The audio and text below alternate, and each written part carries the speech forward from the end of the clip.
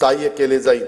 नवी मुंबईत महामुंबई आंतरराष्ट्रीय बाजार, मुंबईत मरोळमध्ये आंतरराष्ट्रीय मत्स्य बाजार तसेच आरमोरी जिल्हा गडचिरोली येथे रेशीम कोष खरेदी विक्री बाजारपेठ स्थापन करण्यात येणार आहे।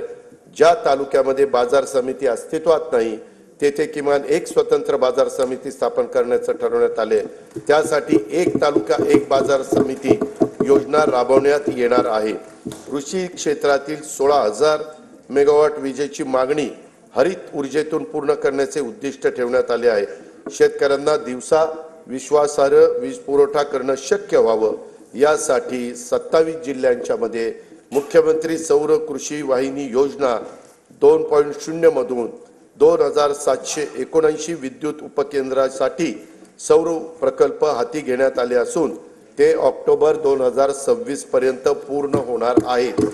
जानेवारी 2024 पासून आतापर्यंत 2,90,129 सौर कृषी पंप स्थापित करण्यात आले आहेत।